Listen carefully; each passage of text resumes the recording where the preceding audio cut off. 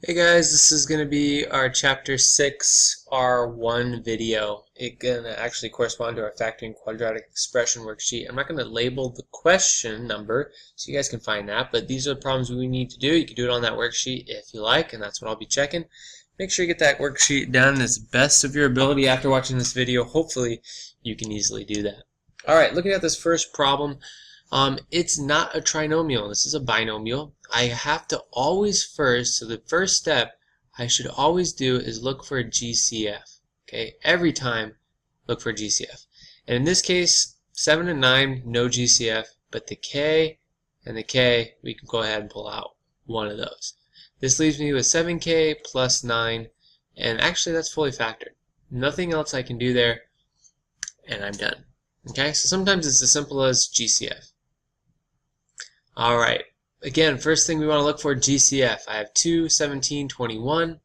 I don't see a GCF, so we're going to go ahead and try and factor this. Now, the top number comes from 2 times 21, which is going to become 42. Okay, so that was 2 times 21. That's how I got 42. The bottom number is 17. I want to figure out what two numbers will add to 17 and multiply to 42. Okay, so if you have a calculator, this would really help, unless you know all of your different factors of 42. But I'm looking at 42 and I see that 2 and 21 is kind of close. I'm thinking maybe 3 might go into this, and so actually I have my calculator out and I'm going to see if 3 goes into it. 3 goes into it 14 times, so I see that 3 times 14 works, which I'm feeling like that's probably our answer. So that's how we split this middle term. We're going to go ahead and get 3b plus 14b over here plus 21, drop that down, and that's a b squared, 2b squared. Okay, so from here we did our split the middle term. Now we factor by grouping. Okay, and this is why it makes it so easy. We've been doing this whole time. Right here we can only pull a b out, so I get 2b plus 3. Over here I can pull a 7 out, and I get 2b plus 3. Again, they look at the same, so we get b plus 7, and we get 2b plus 3. Now it doesn't matter which order I write those in, as long as we have both the binomials and the insides look the same. Okay?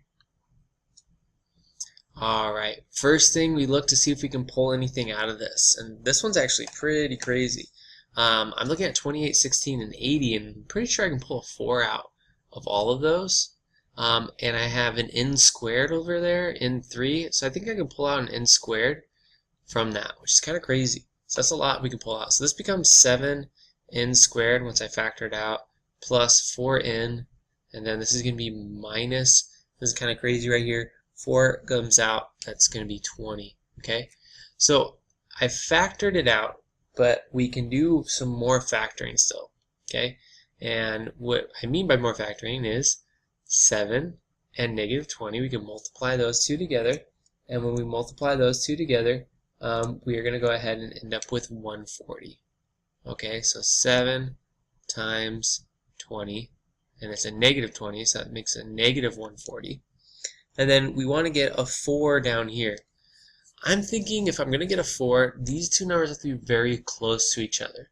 7 and 20 are close, but I got to think of numbers that are even closer. And one's screaming out to me, 14 and 10.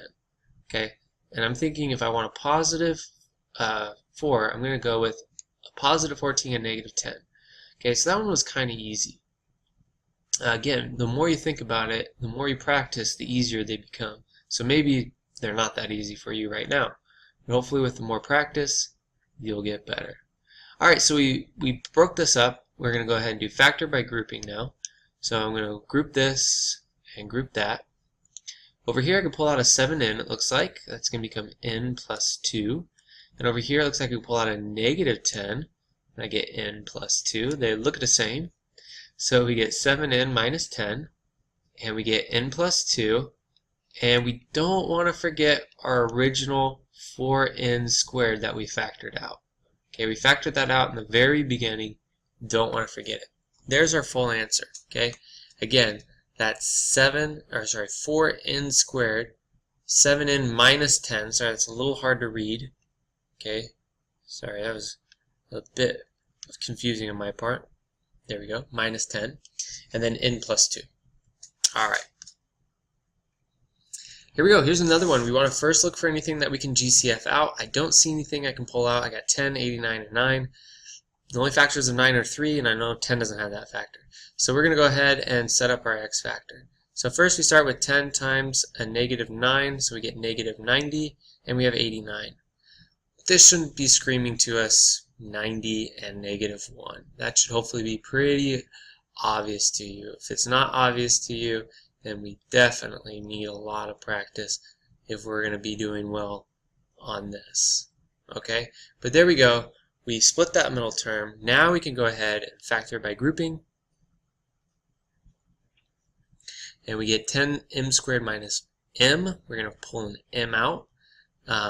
That's all I can pull out, so that's 10m minus 1. Okay, over here I can pull out a 9. And I get 10m minus 1. It's so important to get the look at the same part, right? If that doesn't work, this doesn't work. So we get m plus 9, and we get 10m minus 1. Nice job. Alright, here's our final problem, okay? I really want you guys to try this one by yourself. Okay, so go ahead, pause the video, and try and do this one. I'm going to assume that you tried it, so let's go ahead and do it ourselves. First thing, look for GCF. I see 4 probably doesn't go into a lot of this stuff. 43, I'm not sure about that one. But I am sure that we can pull an x out of here. So let's go ahead and pull the x out.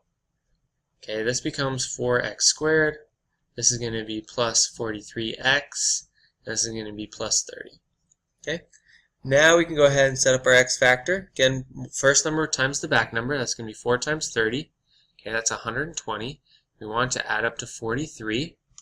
So we got to think what numbers would potentially do this. Well, 4 times 30, what about 3 times 40? Would that work?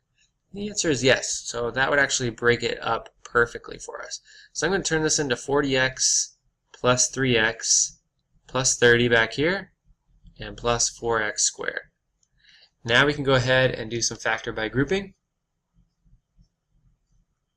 And we're going to pull 4x out of this first one to get, what is that, x plus 10. And then we can pull out a 3 of this one and get x plus 10. And we get 4x plus 3 and x plus 10. And hopefully you're thinking to yourself, Mr. Smith, don't forget, we pulled this x out in the very beginning. That has to be a part of it. This is a fully factored piece now. Okay? Make sure you guys get all that information. We are having a quiz coming up on Wednesday.